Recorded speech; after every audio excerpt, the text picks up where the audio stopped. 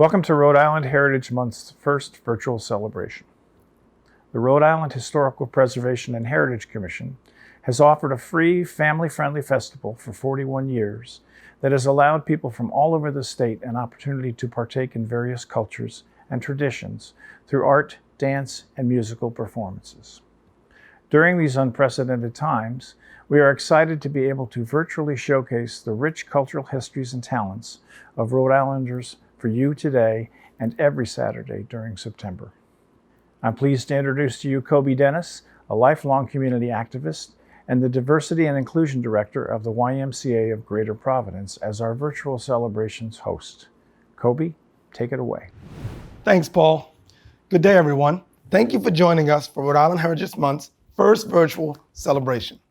As Paul said, Rhode Island's Heritage Festival is a fun-filled day that takes place annually every September, where hundreds of Rhode Islanders come out to travel the world in one day. Due to COVID-19, this year we decided to bring the festival to you. Each Saturday, we will be showcasing cultural groups, performances, crafts, and even some cooking from around the world. DAEBAK is a dance group from Brown University that performs K-pop choreography. The K-pop group was one of the most popular new acts the Korean American Association brought to last year's Rhode Island Heritage Festival.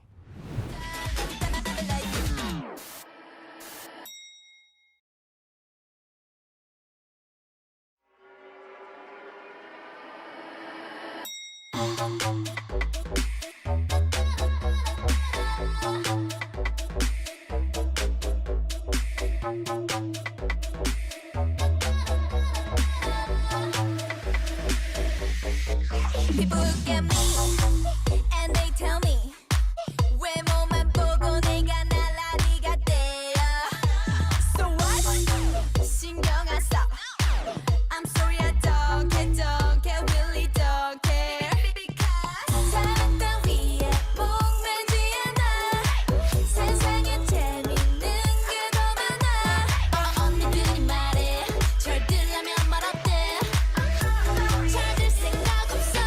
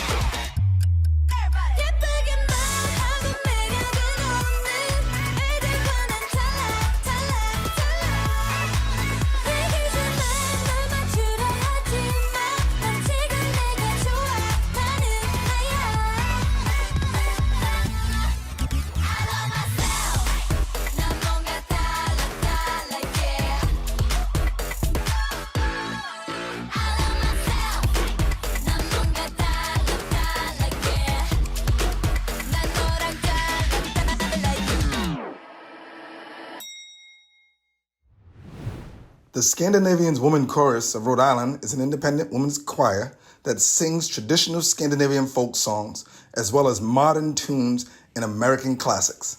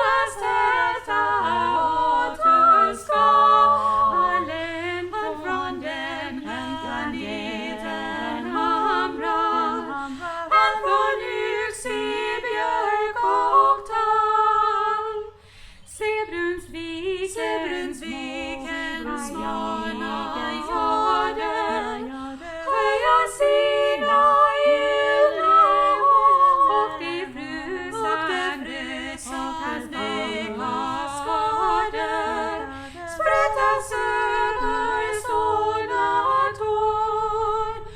Under skedan välta stammar både en väg man städat ser fulle nyss och gyller dammar både nöd och dagar ler.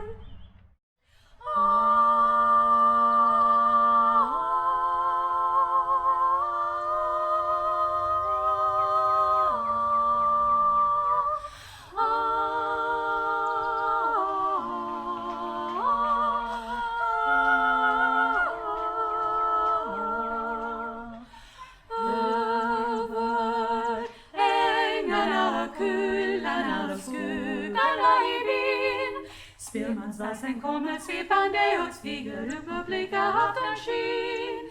Vinden dansar lekande i takt med stråkens stråk vivlar igenom nejden med lätt behag. Kom, följ med oss, låt oss dansa hela natten till solen hinner upp. Hör violen, hör den kallar oss till dans. Spelman han spelar sin trolska låt, den sjunger i jubel, den skälver i gråt. Vad den kan gömma sin människosinn, han väver i tonerna in. Sjung min fiol, du som känner min längtan. Sjung vad jag tänker, sjung vad jag känner. Du som kan tyda min ordlösa aning. Sjung om min längtan i orden min.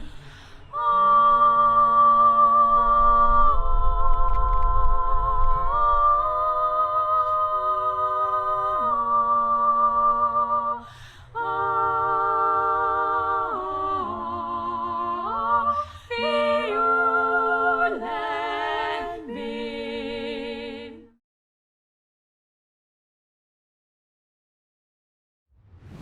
Profula's Academy of Dance and Music, otherwise known as PADAM, is dedicated to enhancing and enriching the wondrous Indian classical dance form called Kuchipudi, along with the accompanying classical music called Carnatic music.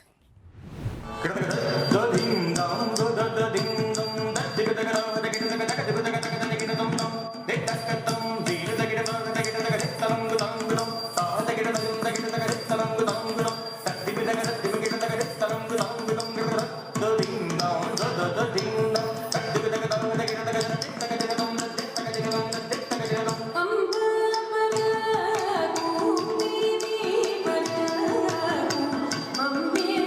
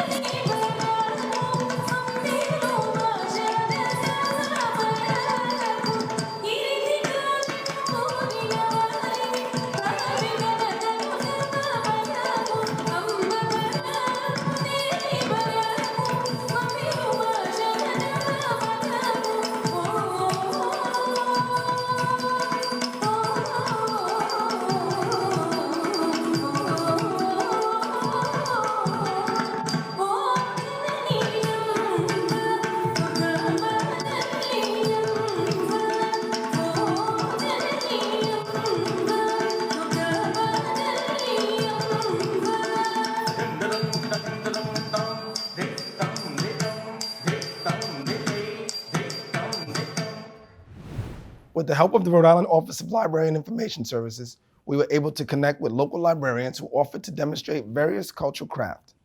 All demonstration instruction can be found on the Rhode Island Historical Preservation and Heritage Commission website.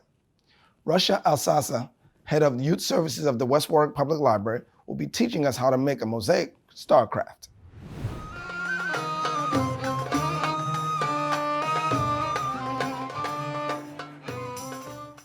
Marhaba, that means hello or welcome in Arabic. My name is Miss Rashaa and I am the head of youth services at the West Warwick Public Library. My family is from Syria, and today I'm going to show you a little bit of my heritage by showing you how to make a paper mosaic starcraft inspired by Middle Eastern mosaic art. Mosaics are one of the oldest forms of art in the Middle East, going back to ancient times. These beautiful works are usually made from stone or glass or ceramic, but today we're going to make ours with paper. So what you will need for this craft are a printout like this of a star, or you can draw it by hand. You'll also need some bits of paper in different colors, and these can be cut in squares or triangles or rectangles. You really want to make sure that they're squares and triangles mostly because you want all the pieces to fit together really well.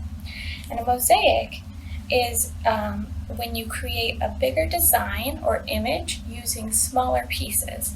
So today we're going to do that using paper. The other thing that you're going to need is some glue. So you can use a glue stick or white glue, it doesn't really matter what kind, but those are all the things that you need.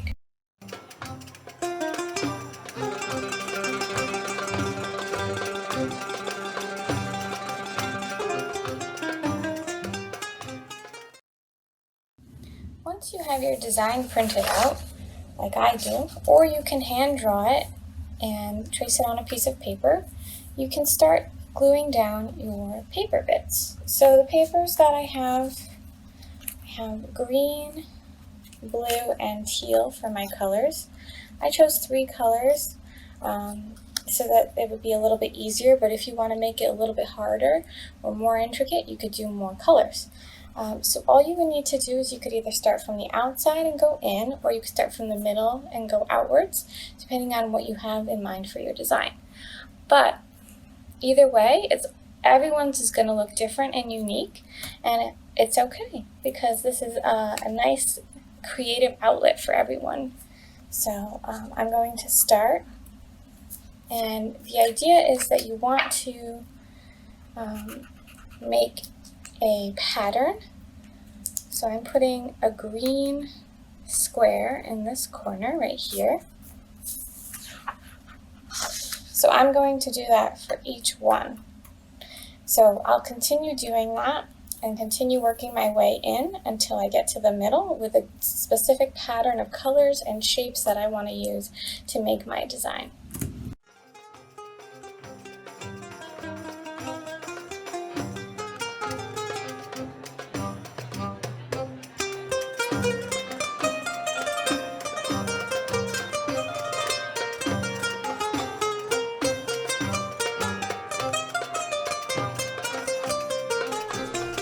Is my finished paper mosaic starcraft. And thank you so much for joining me today, and I hope you enjoy watching all of the wonderful videos at this year's Heritage Festival.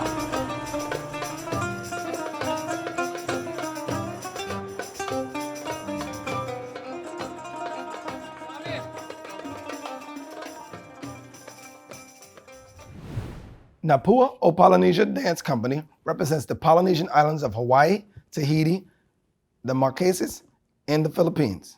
Their dances tell of the history of these islands, its people, and the love of their culture.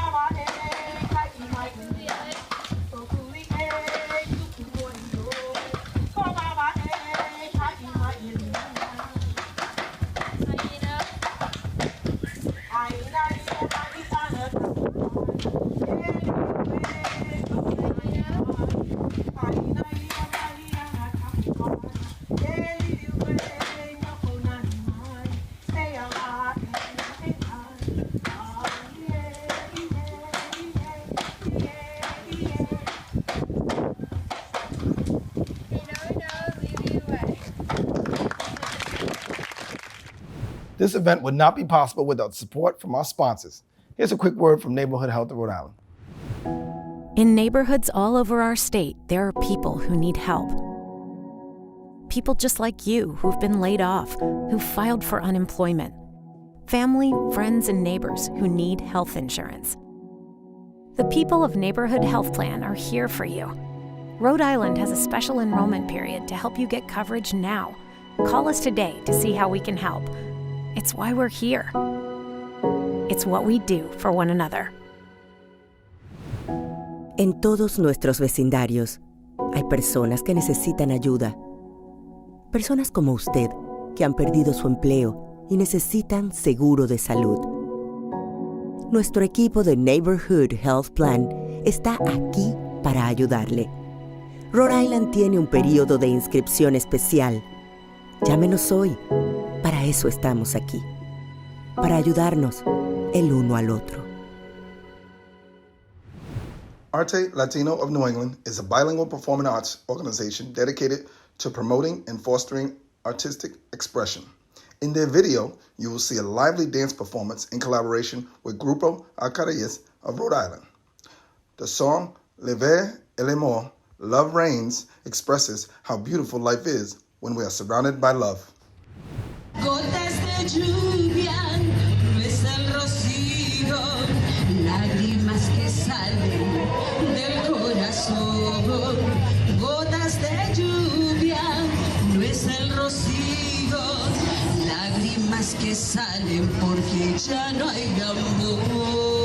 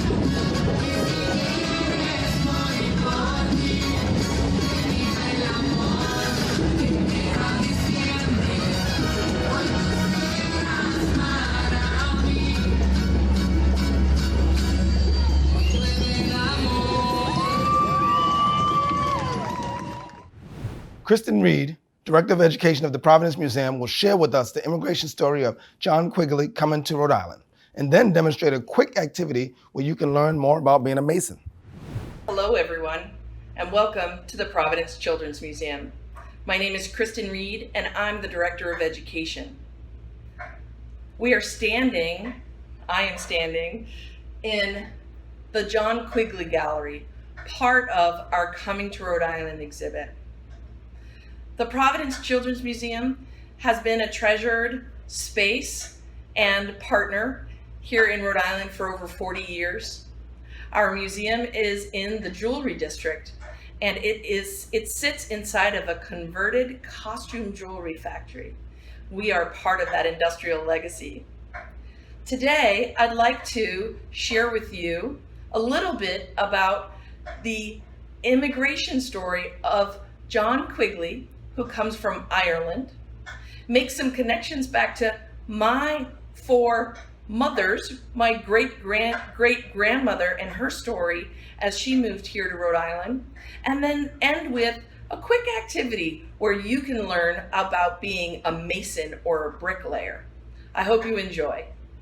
John and his brother left Hugginston in County Kilkenny, Ireland in 1827 in search of work and freedom from English rule. After working in Boston, the brothers found work as masons building Fort Adams in Newport in 1831.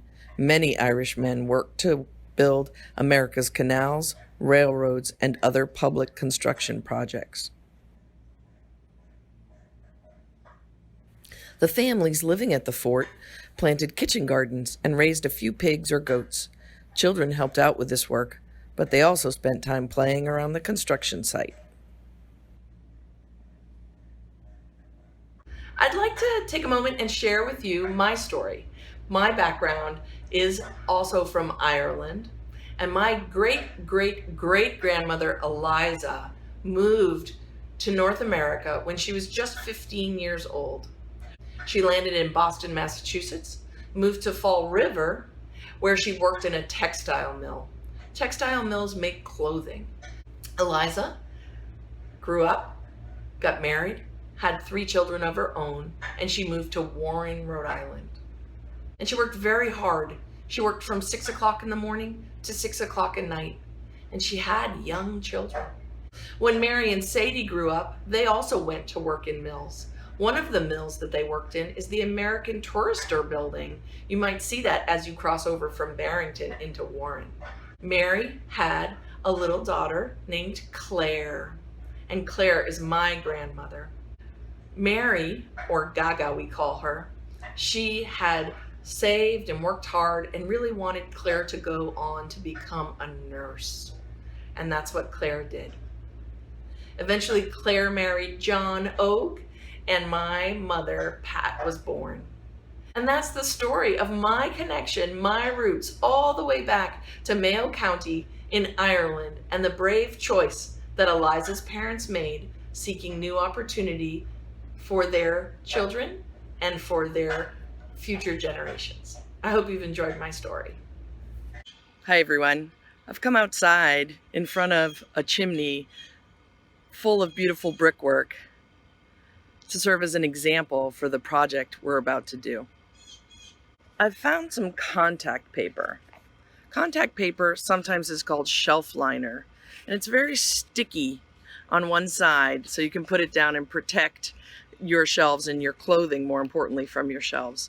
And it's wonderful because what you put on it really gets stuck, and you can make almost a permanent design. Before I stick anything sort of permanently onto the contact paper, I've spent a little time designing some brickwork of my own, alternating patterns of color or switching the sizes of the brick, one long, one short, one long. So I've cut a sheet of the contact paper and I'm going to peel it slowly apart. Can you see the sticky part? This is the paper part. And I'm going to put it down on my table with the sticky side up. So I've pulled together my design. I wanted to copy the brickwork behind here in the chimney. And as you can see, they alternated, they put one underneath of two, and that's how they worked it out. So this is my design, a little easier than what John Quigley had to do as a bricklayer or a mason. I've included a couple of pictures of some amazing buildings that I've seen in Providence, one on Douglas Avenue, and one is the Vesey Street Library. See if you can find a brick pattern in your neighborhood you'd like to copy. These are unprecedented times, challenging how the YMCA works to strengthen community as we have for nearly 170 years. But we've always found ways to help people and communities in times of crisis. Right now, Ys across the country are providing emergency childcare, shelter, food programs, and outreach to seniors. But we can't do it alone. Whether you're connected to the Y or have a fond Y memory, we need you to stay with us. Reach out to your local Y today and stay with us for a better us. Sylvia and her son Mauricio of Venezuela in Rhode Island will be teaching us how to make delicious arepas venezolanas. Arepas are cornmeal pockets that can be made in varying sizes and thickness depending on the traditions of the region. Similar to the pita in shape and function, this traditional food can be baked, fried, or grilled. Today we're going to be making a purely baked gluten-free arepa that's crunchy on the outside and soft on the inside. Our arepas are made with 100% pan cornmeal so that you can experience the hot corn taste and perfect texture that's been behind traditional Venezuelan arepas for decades. The arepa originated hundreds of years ago and was a staple in the diet of various indigenous tribes across the areas that are now Venezuela and Colombia. Known as daily masa bread, arepas are eaten across various socioeconomic groups at all times of the day. The arepa received its name from the word arepa, the indigenous word for corn. Until the 1950s, when areperas or arepa joints were few, arepas were primarily eaten as bread or side food. When areperas began growing in popularity, people became more innovative with their fillings. Initially, the filled arepa was referred to as a tostada, but now it is simply called a filled arepa or arepa rellena. The fillings vary and there are no rules. Hola, mi nombre es Varsovia Gallego. Yo represento a Venezuela en Rhode Island. Bienvenidos al 42 aniversario del Festival de la Herencia en Rhode Island. Today, I'm going to teach you how to make arepas venezolanas. Well, the first things I'm going to do is tell you which are the ingredients. So you're going to need, this is pan, harina pan. This is cornmeal. We also going to have water and a bowl. We're going to have salt and oil. One of the things that I'm going to tell you is, we don't have measurement. I don't cook by measurement. I work to al ojo por ciento. That means that I percent. So I have the water. You put a little bit of salt. Get close. Un chorrito de aceite. A drip of oil, not too much. Here is the cornmeal, which you want to start pouring right there. And then you're going to have to be kneading like that. This is how you do it. You have to knead very well, otherwise you don't want to have crumbs. The consistency of the arepa, it cannot be too soft, otherwise you're not going to be able to build the arepas, okay? So you should have something like that. You're going to start like hugging the dough with the palms of your hands like that, see? Look how I do it. And then you're going to go like doing some clapping with the arepa, and then you try to make it. And this is how you make an arepa venezolana. There are many ways to cook it. You can fry them, you can bake them, or you can put it on the grill. But guess what? Technology came to our support and help us. And then let me show you what I got over here. I have a toasty arepa. This is a machine. It's like a toaster where you don't have to be worried about how to make the shape of the arepa, because see, you put a little ball here. This is too much. You don't see, it doesn't even have to be pretty. And then you just press, and you will see how it's gonna come. So let's see if the arepa is ready. Perfect. Now it's time to fill the arepas. I'm gonna show you how to do it because it's also a little process. Come over here. So you grab a knife, you have to open it. It's very hot. You open it, leaving a spot without opening completely. So you take part of the dough that is here, because see how we say that it's crunchy on the outside and soft in the inside. Suavecita por dentro. We put some butter. I love butter because everything tastes better with butter.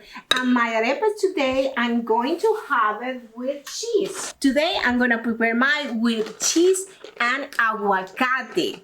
Let me show you. So you put some cheese, you add avocado or aguacate, as we say, and this is an arepa venezolana.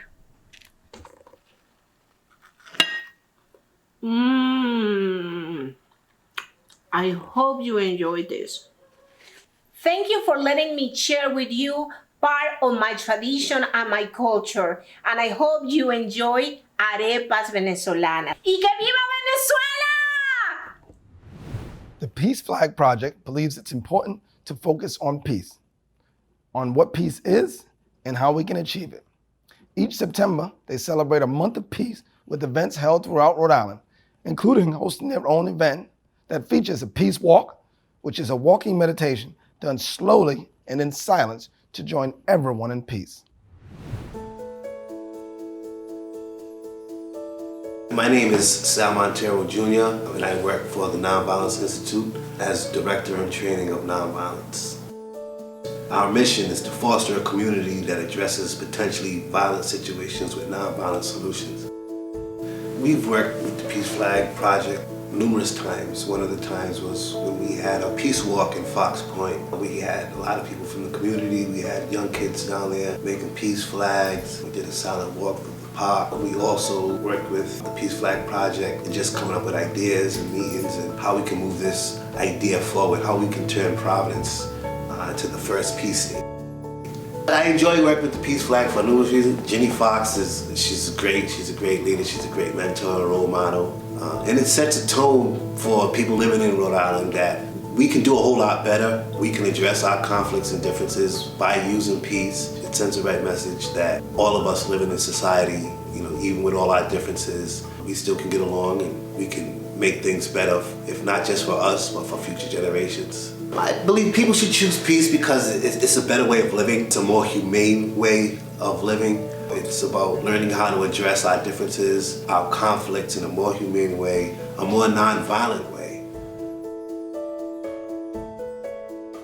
My name is Catherine Housley, and I got involved with the Peace Flag Project when I had done a project called The Art of Peace. It was part of Peace Fest 2014, and I just stayed with Ginny because I love these people. They gave me faith in humanity again. Why did I start developing the idea for the American Peace Flag? Well, the thought behind it is the American country is kind of being torn apart. There's just a lot of fear. And what I wanted to do was I wanted to create a giant talismanic object that combined the positive energy of hundreds of people and reconstruct the American flag with their flags of peace. All that energy combined in one spot. One thing I see very clearly when I look at the peace flags is that every single person is holding a different concept within them of peace, and it's something that has been constructed from all of their experiences, all the things they've learned, all of the feelings that they've picked up from the world around them. Why should people choose peace? Well, of course, to me, this seems self-evident. I have a grandson who's turning 9 this year. And I don't want him living in a world where he has to be afraid of strangers. I think that's it. We should not be afraid of each other. My name is Robin Wildman. I am a 5th grade elementary school teacher at Broad Rock School in South Kingstown, Rhode Island. I've been using the peace flags in my classroom for about 5 years now. The students really enjoy making them. First, I teach them about the Tibetan prayer flags so that they can have a background history of where the peace flags came from. Then they get to work on their individual flags. I believe it's important to teach children about peace because they have much of their day in school ingrained in content area, but really in the end, what we want to accomplish with students is that they can be citizens of the world, and we can do that by teaching them about nonviolent conflict resolution strategies, which then can create a peaceful community of the world. I would definitely recommend that other teachers get involved in the Peace Flag Project. It's a creative way to get kids to think about peace and what that means to them. I believe people should choose peace because what is the alternative? Martin Luther King said it's either peace or non-existence. We certainly don't want to choose that. Peace really gives us a hope for the future that what we can each individually do can combine collectively to create a more peaceful world. My name is Ginny Fox, and I am the founder and director of the Peace Flag Project. What we do is work to create more peace in the world. And we do this with 2 missions. We have people make peace flags, and we celebrate every September the UN International Day of Peace. The peace flags inspiration came from Tibetan prayer flags. My interest in peace and what I work for with the Peace Flag Project is communal peace, peace that we can create by how we live with one another every day. And the great thing is that this is for ordinary people to do. You don't need to be the president, you don't need to be an ambassador, you just have to be a person who wants to make the world better. It helps to inspire people to think about peace, to use their imagination. The Peace Flag Projects are really each a little art project, collectively a bigger project. When you're making a peace flag, you're thinking about how can you make the world better, or what do you want to do in the world? And it touches people very deeply.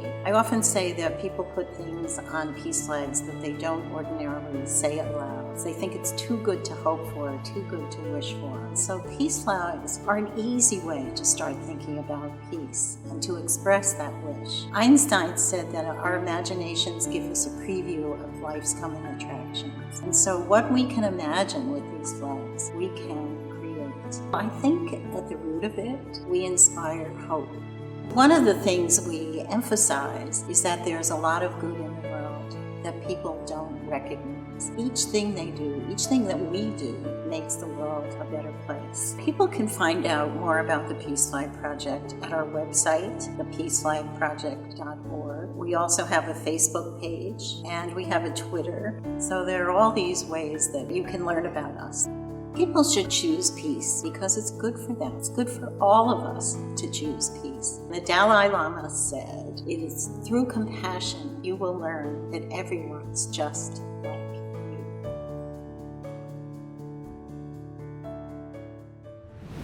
Thank you for joining us for Rhode Island Heritage Month's first virtual celebration. We hope you enjoy this unique program that highlights our state's remarkable ethnic diversity and the contributions that fellow Rhode Islanders have made to Rhode Island's social, economic, political, and cultural history. Please save the date and join us on September 18, 2021 at the Providence Waterfire Arts Center for Rhode Island's 42nd Heritage Festival. In the meantime, to learn more about the work and programs the Rhode Island Historical Preservation and Heritage Commission offers, please visit our website at preservation.ri.gov. Please be safe.